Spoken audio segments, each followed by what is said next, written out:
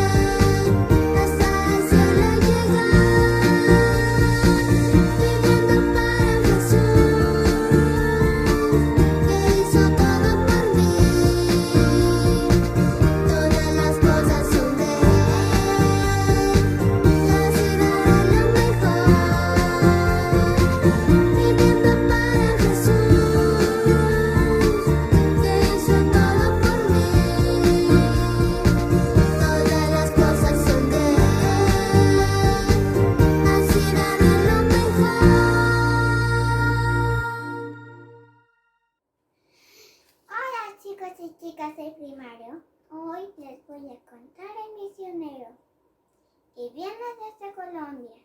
Y el título es El secreto de Junior.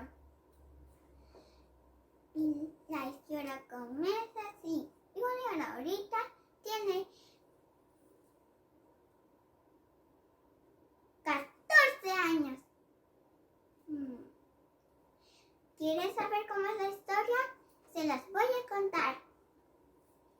Y comienza así.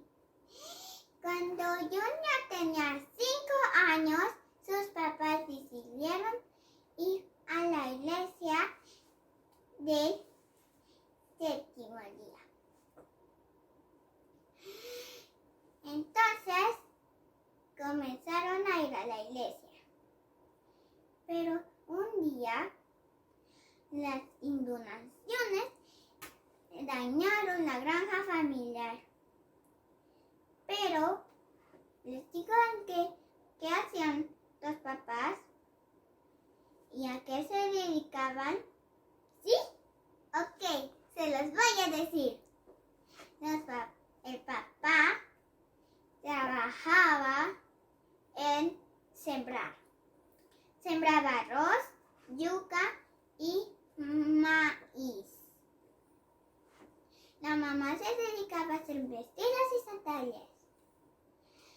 Entonces, un día, cuando vieron que todo estaba dañado, pensaron que si fueron algunas inundaciones, las inundaciones dañaron toda la granja familiar. Se tuvieron que mudar a otro lugar llamado Los Floraritos. Ahí consiguieron una casa. Junior tenía 2 hermanos. Entonces, la iglesia cercana era de caminar 4 horas hacia la iglesia. Y entonces, un día, como Junior vio que era muy lejos, se le ocurrió una idea. Y entonces le dijo a papá, papá, ¿y qué tal si hacemos una iglesia en la casa? Y entonces el papá dijo amén. Y el papá le dijo, ¿y qué tal si al final del servicio de adoración les damos comida? Y entonces dijeron sí y estuvieron de acuerdo. Entonces un hermano de Junior fue con él a decirle a todos los vecinos que si querían venir a la iglesia familiar en la casa de Junior. Entonces algunos se negaban, algunos decían que no, y algunos que sí. Los que decían que no, les contaba todo el recetario y el menú. Les decía que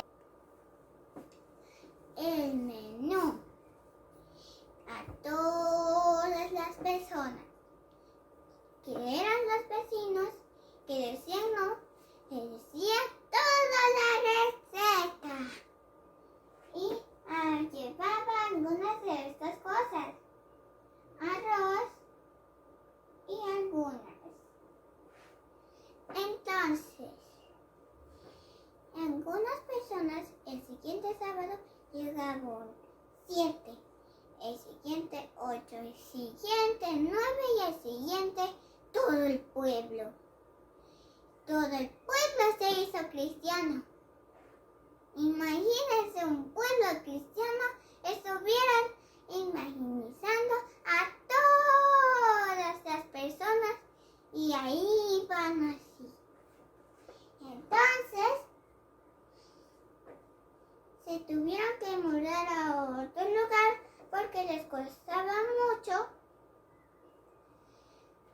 vender todo al mercado. Se mudaron a otro lugar, pero entonces en ese lugar que se mudaron se le cubrió otra idea a Junior. Entonces se le ocurrió una idea que si predicaban a los que no sabían de Dios en la calle, entonces se iban turnando. El padre una noche y Junior una noche con su hermano. Entonces escuchando por 3 días de noche. Iban escuchando y se iban haciendo cristianas. Y entonces en ese pueblo un día se bautizó unas personas que eran familia de 6. Se bautizaron un sábado. ¿Y ya saben cuál es el secreto de Junior? Sí, es predicar a los demás de Jesús. Adiós. Muy buenos días, mis niños. Un feliz sábado. Estamos muy contentos de una historia más para este día.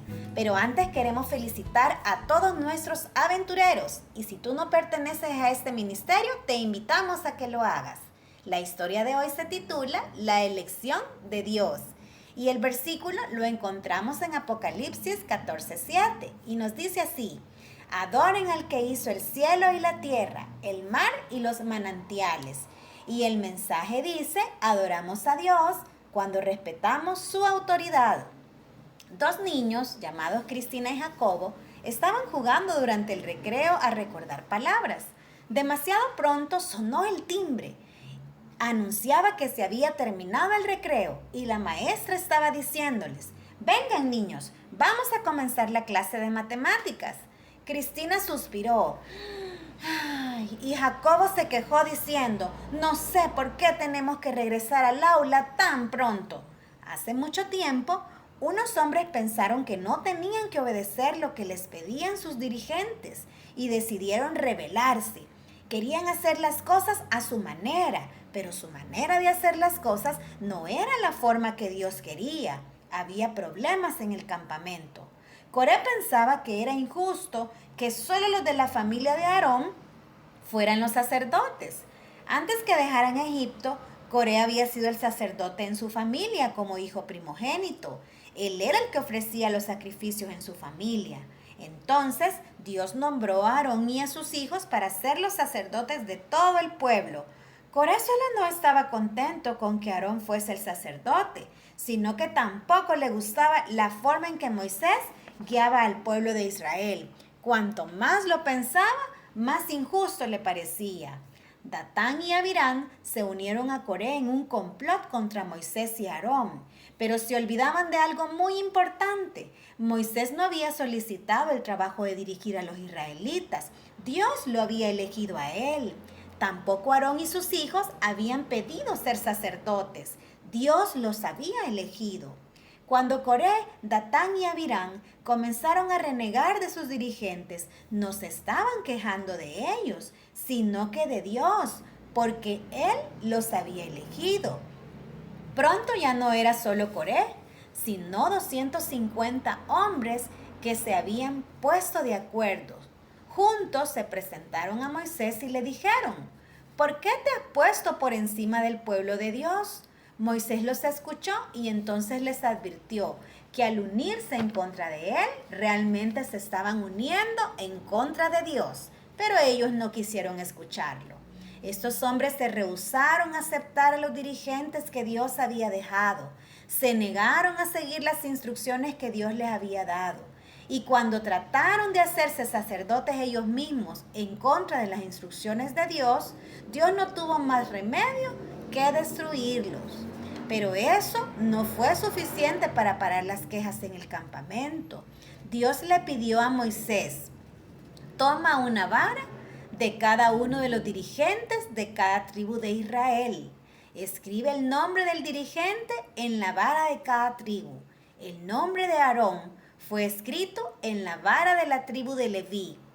Dios le dijo a Moisés que colocara la vara en el tabernáculo para que allí pasara la noche. La vara que retoñe será la de mi elegido.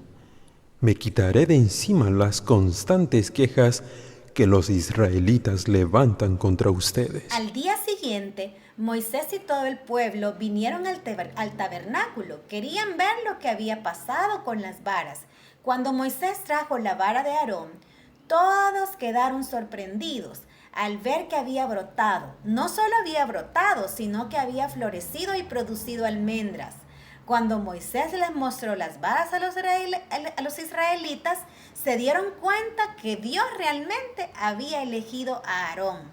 Moisés y Aarón habían prestado sus servicios bajo la autoridad de Dios y la gente estuvo finalmente dispuesta a respetarlos. Moisés y Aarón colocaron la vara como un recordativo del respeto a la autoridad de Dios. Y esta historia bíblica nos enseña, mis niños, que debemos respetar a aquellos que Dios pone en una posición de autoridad sobre los demás.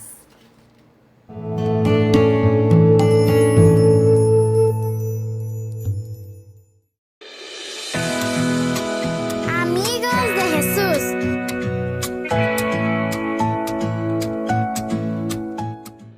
El Señor viene. ¿Estamos preparados? La carta estremeció a todos. Era tiempo de guerra y el sobre tenía membrete del ejército. El esposo y padre debía marchar a la guerra. Todos fueron a despedirlo a la estación. Haroldo, de 6 años, tomó al padre de la mano y preguntó ansioso: ¿Cuándo vas a volver, papá? Exactamente no lo sé, respondió con tristeza el padre. Pero al ver el rostro de tristeza de Haroldo agregó: alguna tarde llegaré en el tren que pasa por el pueblo a las 6. Desde entonces, Haroldo jugaba con sus amigos hasta las 5 en punto. Después regresaba a su casa, donde se bañaba, peinaba y cambiaba. Un día, un amigo le preguntó: ¿por qué siempre te vas a las 5 de la tarde? Cualquiera de estas tardes, mi papá regresará en el tren de las 6, explicó el niño. Por eso me lavo y me arreglo para que cuando venga me encuentre preparado. Jesús se fue hace mucho tiempo, pero prometió volver, amiguitos. Todo lo que pronosticó que sucedería antes de regresar ha sucedido o está ocurriendo. Quiere decir que Jesús muy pronto volverá. Al llegar a la tierra, reunirá a todos. Luego los apartará. Colocará unos a la derecha y otros a la izquierda. Los de la derecha serán salvos e irán al cielo. Los de la izquierda se perderán. Un joven postergaba su decisión de prepararse para ser un hijo de Dios. Cierta noche tuvo un sueño impresionante. Le pareció que una luz brillante iluminaba su recámara y un gran clamor venía desde la calle. Se asomó y preguntó qué ocurría. Jesús ha venido, le respondieron. Todos tienen que ir a la plaza. Rápidamente se vistió y corrió hacia la plaza. Todo el pueblo estaba reunido en torno a un gran trono. Cada persona al llegar era apartada, algunos a la derecha y otros a la izquierda. El grupo de la derecha no era muy grande. El de la izquierda crecía y crecía. Con desesperación notó que estaba por llegar al trono. Llegó frente a Jesús. El Señor lo miró y levantó su mano. En ese momento, el joven despertó llorando. Sabía que si el sueño hubiera sido realidad, tendría que haber ido a la izquierda. Allí mismo se arrodilló y entregó su corazón a Jesús. ¿Y tú, amiguito, a qué lado tendrías que ir si Jesús viniera? Hacía mucho tiempo que el padre estaba ausente. Por eso la llegada de la carta provocó algarabía y expectación. ¿Qué dice? ¿Cuándo regresará?, preguntaban ansiosos los niños. A medida que la madre leía, una amplia sonrisa iluminaba su rostro. «Hay grandes noticias», anunció triunfante. «Papá avisa que en cuanto termine unos trabajos urgentes, tomará el avión y se quedará con nosotros». Grandes exclamaciones de felicidad subrayaron el anuncio largamente esperado. También Jesús tuvo que hacer un viaje al cielo, pero prometió volver. En cuanto todo esté listo, Él regresará. Los discípulos estaban muy tristes. Las noticias de la partida de Jesús los habían afectado. Por eso se acercaron al maestro y ansiosamente preguntaron: «Dinos, ¿cuándo serán estas cosas? ¿Y qué señal habrá de tu venida y del fin del siglo?». Mateo 24:3. Ellos querían estar absolutamente seguros del regreso de Jesús. El maestro les hizo una clara advertencia: en el día y la hora nadie sabe, ni aun los ángeles de los cielos, sino solo mi Padre. Mateo 24:36. Si alguien nos dice que Jesús vendrá en tal o cual fecha, no creamos. Solamente Dios y Jesús saben la fecha exacta, no la han revelado a nadie. En respuesta a la pregunta de sus discípulos, el Señor Jesús les pintó un cuadro perfecto de cómo sería el mundo cuando Él viniera. Cada señal que Él anunció es como el pedazo de un rompecabezas. ¿Faltarán muchos pedazos para terminar de armar el gran rompecabezas? Vamos a tratar de armarlo. Mateo 24, 6 y 7 nos presentan varias piezas del rompecabezas. Dice así: y oiréis de guerras y rumores de guerra. Mirad que no os turbéis, porque es necesario que todo esto acontezca, pero aún no es el fin, porque se levantará nación contra nación y reino contra reino, y habrá pestes y hambres y terremotos en diferentes lugares. Y en San Mateo 24, 14, Jesús presentó la última pieza de ese hermoso rompecabezas. Y será predicado este evangelio del reino en todo el mundo, para testimonio a todas las naciones, y entonces vendrá el fin. Jesús instó a todos a estar preparados para cuando Él venga. Dijo que había que aprender de los árboles. Cuando brotan es señal que el verano se acerca. Así también vosotros, cuando veáis que suceden estas cosas, sabed que está cerca el reino de Dios. San Lucas 21:31. Por ese motivo, digámosle hoy en oración: querido Padre, creo con todo mi corazón que Jesús vendrá pronto. Todas las señales que Él predijo de su regreso se están cumpliendo y el Evangelio pronto terminará de predicarse en el mundo. Deseo prepararme para ir con Él al cielo. Gracias por ayudarme. En el nombre de Jesús te lo pido. Amén.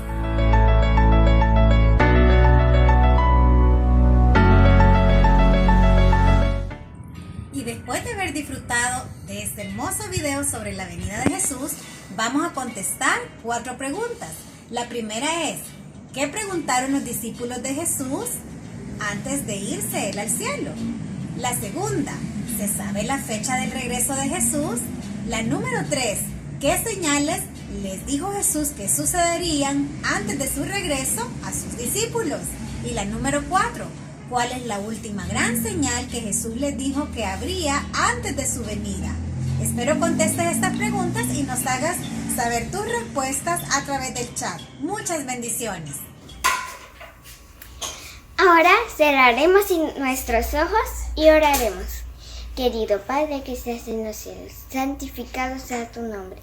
Gracias por este hermoso día que nos has dado. Te pido que nos cuides, que nos guardes. Gracias por nuestras maestras.